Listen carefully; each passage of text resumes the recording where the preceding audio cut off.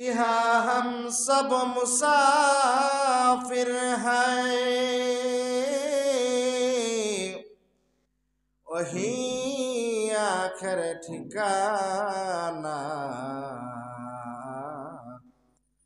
कोई आगे रवाना है, कोई पीछे रवाना। মরণ থেকে যতই পালাও,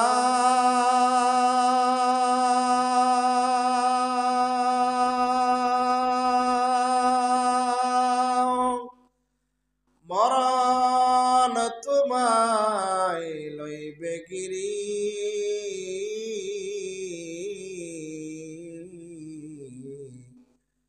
যদিও সুদূর আকাশ পানে, পালাও সেথায় লাগিয়ে সিঁড়ি। নদী পথে নৌকা চালাও, ওরে মাঝি ভাই।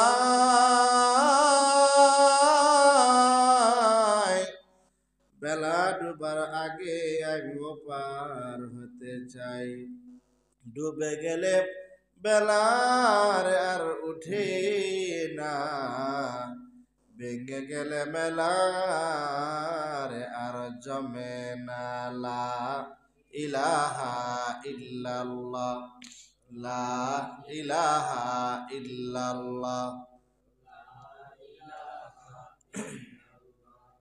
লা ইলাহা ইল্লাল্লাহ, লা ইলাহা ইল্লাল্লাহ, লা ইলাহা ইল্লাল্লাহু মুহাম্মাদুর রাসূলুল্লাহ সাল্লাল্লাহু আলাইহি সাল্লাতু ওয়াসসালাম।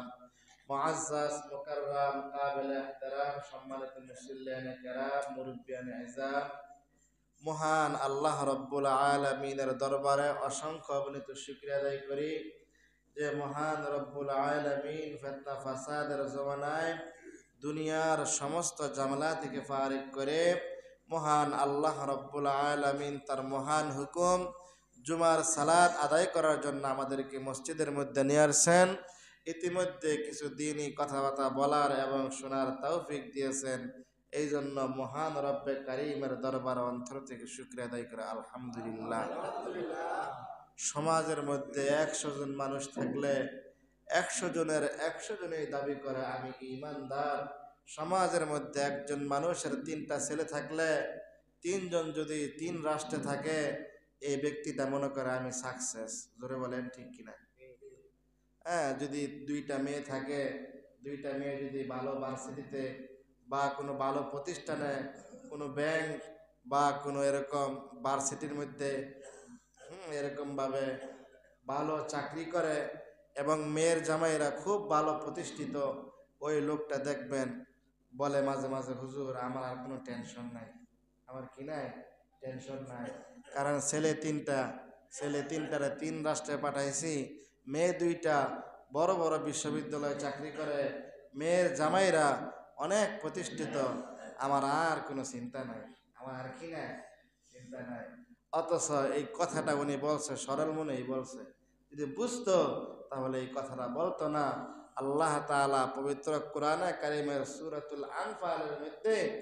সূরাতুল আনফালের 2 নম্বর আয়াতের মধ্যে বলেন, যেই ব্যক্তি মুমিন, নিজেকে ঈমানদার মুমিন মুত্তাকি দাবি করব, সেই ব্যক্তির মধ্যে 5টা গুণ থাকা লাগবে। জোরে বলেন সুবহানাল্লাহ। এই আয়াতের সারমর্ম বুঝায়, যদি কোনো ব্যক্তি পরিপূর্ণ ঈমানদার মুত্তাকি সাকসেস পরহেজগার হতে চায়, আল্লাহ তাআলার দরবারে যদি ঈমানদার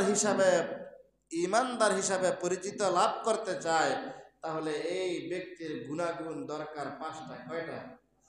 সারা জীবন খালি আমরা ওয়াজ শুনছি, মসজিদের ইমাম সাহেবরা 6 বছর 7 বছর 10 বছর 50 বছর থাকতেছে এক মসজিদে, কিন্তু ইমাম সাহেব কি কয় নিজে বুঝে না, মুসল্লিরা কি বুঝে না। যে ব্যক্তি দাবি করবো যে আমি সাকসেস, আমার কোনো টেনশন নাই, আমি জান্নাতের মেহমান, আমার কোনো টেনশন নাই, আমি জাহান্নাম থেকে মুক্তি পাইছি, আমার কোনো টেনশন নাই, ওই ব্যক্তির গুণ কয়টা? জোরে বলে, কইলে সব হইব। ওই ব্যক্তির গুণ হইল 5টা। আল্লাহ তাআলা পবিত্র কোরআনে কারীমের মধ্যে বলেন, ইন্নামাল মুমিনুনাল্লাযীনা ইযা যুকিরাল্লাহ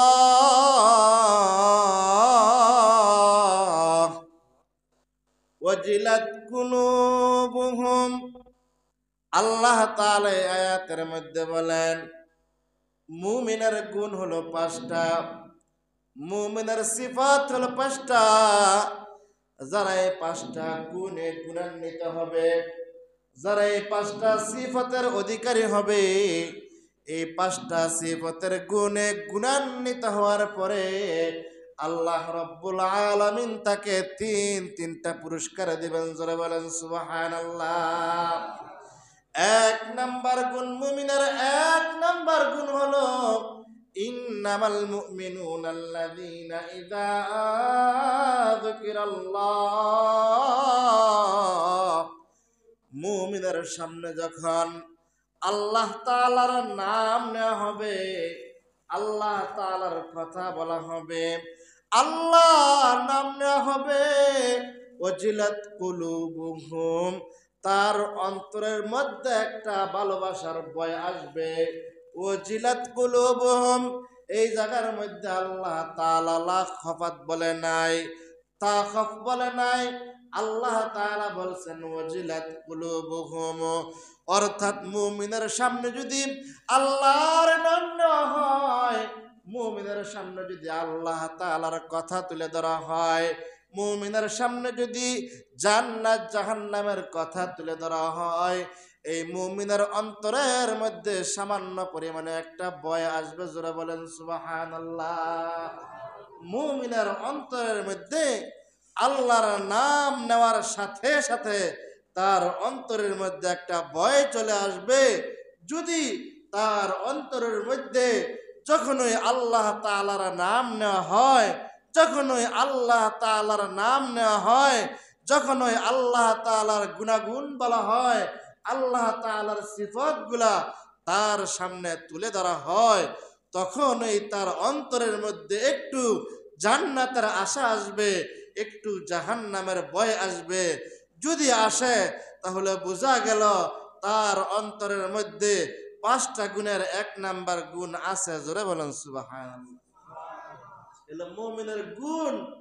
অনেক সময় একটু অন্তরটা নরম হয়, আরে আমি কার জন্য কি করতেছি, সারা জীবন কার জন্য আমি কি করলাম, কার জন্য এত রাত্র অর্গমা করলাম, কার জন্য নামাজ ত্যাগ করলাম, কার জন্য মিশা কথা কইলাম, কার জন্য বাটপারি করলাম, কার জন্য জমি, কার জন্য আমি অন্যের জমি অন্যভাবে দখল করলাম, কারে ঠকাইবার জন্য আমি বিচার করলাম, কারে জিতাইবার জন্য আমি বিচার করলাম। যখন আল্লাহ তাআলার নাম নেওয়া হয়, তখন অনেক সময় আমাদের অন্তরে আল্লাহ তাআলার কিছু ভয় সৃষ্টি হয়। আল্লাহ তাআলা এই আয়াতের মধ্যে বলেন, যারা মুমিন তাদের অন্তরের মধ্যে এরকম ভাবে আল্লাহর নাম নেওয়ার সাথে সাথে কিছু ভয় আসে। জোরে বলেন সুবহানাল্লাহ। ভাইরা আমার, বনে ইসরাইলের জমানায় এক লোকের নাম ছিল কাফি। সেই যুবকটা প্রতিনিয়ত জিনার সাথে লিপ্ত থাকত। ওই এলাকার এমন কোন সুন্দরী নারী নাই যে নারীর বিছানায় সে অংশগ্রহণ করে নাই। অর্থাৎ প্রতি রাত্রে নতুন নতুন সুন্দরী নারীদের সাথে সে মিলামেশায় লিপ্ত থাকত, জিনায় লিপ্ত থাকত। এই লোকটার ডানে বামে কিন্তু ইসলামের প্রচার প্রসার ছিল। মুসা নবীর জামানায় সে ইসলামের দাওয়াত পেয়েছিল, কিন্তু লোকটা প্রতি রাত্রে ওই অঞ্চলের সুন্দরী নারীদেরকে নিয়ে প্রতি রাত্রে নতুন নতুন বিছনায় ঘুমায়। এমন কোন রাত্র নাই ওই লোকটা জিনার মধ্যে লিপ্ত হয় নাই। তৎকালীন সময় একজন নারী কিতাবের মধ্যে পাওয়া যায়, তার 2টা ছোট ছোট সন্তান, ঘরের মধ্যে কোনো খাবারের ব্যবস্থা নাই, পাড়াপড়শি কেউ তাকে খোঁজ খবর নিতে চায় না। ওই কাফির কাছে গেল, গিয়া বলে ভাই আমার, আমি অনেক অভাবের মধ্যে আছি, আমি অনেক কষ্টের মধ্যে আছি, আমার ঘরের মধ্যে কোনো খাবার নাই, আমাকে একটু খাবারের ব্যবস্থা করে দাও। বলে হা হা, আমি তো এই জন্য এখানে বসে আছি তোমাকে খাবার দেওয়ার জন্য। বলে তাহলে আমাকে কিছু অর্থ দেন, আমি এই অর্থ দিয়া খাবার ক্রয় কইরা আমি নিজে খাবো, আমার সন্তানদেরকে খাওয়াবো। কাফি ডাক দিয়া বলে, ও মহিলা, আমি অনেক দিনের আশা আকাঙ্ক্ষা, তোমার বিছানার সঙ্গিনী হব আমি, সুতরাং তুমি আমার শর্তে রাজি হয়ে যাও। তুমি যদি তোমার দেখার সব কিছু আমাকে বিলাই দাও, আমি তোমাকে টাকা দিতে রাজি, অর্থ দিতে রাজি। এই কথা শুনিয়া মহিলা ডাক দিয়া বলে, না ভাই, আমার উপাসে উপাসে না খাইতে না খাইতে আমার সন্তানগুলা মারা যাবে, আমি মারা যাব, তারপর আমি 2 নাম্বার কাজ করতে পারবো না, আমার দেহটা আপনার কাছে আমি বিলাইতে পারবো না। এই মহিলা বাড়িতে চলে গেল। গভীর রাত্র, সন্তানগুলা ঘুম থেকে উঠিয়া মাকে ডাক দিয়া বলে, ও মা, আমাদের কি খাবারের ব্যবস্থা হয়েছে নি? কথা কই কাটাই রে, আমাদেরকে খাবারের ব্যবস্থা হয়েছে নি? আমাদেরকে খাবারের ব্যবস্থা হয়েছে নি? বলেন না, না। একটু বড় ছেলেটা ডাক দিয়া বলে, মা, আমরা অনেক আশা আকাঙ্ক্ষায় ছিলাম, আপনি আমাদের জন্য খাবারের ব্যবস্থা করবেন। এবার মা আবার গেলেন ওই কাফির বাসায়। কাফির বাসায় গিয়া ডাক দিয়া বলে, ভাই আমার, তোমার কি একটু মায়া হয় না? তুমি আমার সন্তানের জন্য একটু খাবারের ব্যবস্থা করো। বলে তোমাকে আমি একটু সময় দিব, আগে সামান্য একটু খাবারের ব্যবস্থা করে দাও, আমি তোমার কাছে ওয়াদাবদ্ধ। বলে না, না, তুমি আমাকে আগে সময় দিবা, এরপরে তোমাকে আমি খাবারের ব্যবস্থা করবো। জোরে বলেন নাউজুবিল্লাহ। এই মহিলা আবার ঘরের মধ্যে আসছে, দেখে সন্তানগুলা না খাইতে খাইতে এমন অবস্থা, মৃত্যুর শয্যায় সজ্জিত হয়ে গেছে। না পারে আবার ওই কাফির কাছে গেছে। কাফির তো অর্থ সম্পদের কোনো অভাব নাই, আল্লাহ তাআলা তাকে অর্থ সম্পদ দিছেন, সে অর্থ সম্পদ গুলা বেলাইনে ব্যয় করতেছে।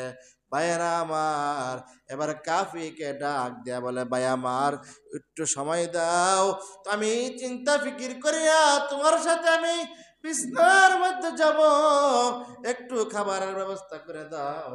কাফি তেমন শক্ত মানুষ, বলে না, না, বাকি কাজ করি না, আগে আমার সাথে বিছনার মধ্যে সময় দিবা, এরপরে আমি তোমাদের জন্য খাবারের ব্যবস্থা করব। ভাইয়েরা আমার, কিতাবের মধ্যে পাওয়া যায়, এবার মহিলা বাধ্য হইয়া 2 নাম্বার কাজের জন্য রাজি হয়ে গেছে। কারণ এই মুহূর্তে যদি তার ঘরের মধ্যে খাবারের ব্যবস্থা না হয়, সে নিজেও মারা যাবে, তার দুইটা শিশু সন্তানও মারা যাবে। এবার বলে, আমি কোথায় যাব? বলে, আমার বিল্ডিং এর কোনার রুমে যাও, সেখানে তুমি অবস্থান করো, তোমার পুরাতন কাপড় একটু পরিবর্তন করো, নতুন কাপড় পরিধান করো। কাপড়ের ব্যবস্থা আছে, কিতাবের মধ্যে পাওয়া যায়। ওই বোন আমার নতুন কাপড় পরিধান করেছে, পুরাতন কাপড় খুলিয়া। এবার ওই কাফি তার নিজের চাহিদা পূরণ করার জন্য ওই রুমের মধ্যে গেলেন।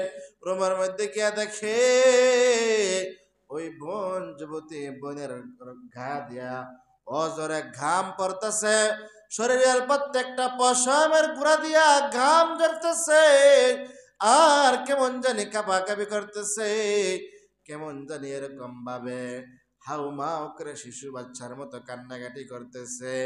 এবার ওই কাফি ডাক দিয়া বলে, বোন কি ব্যাপার,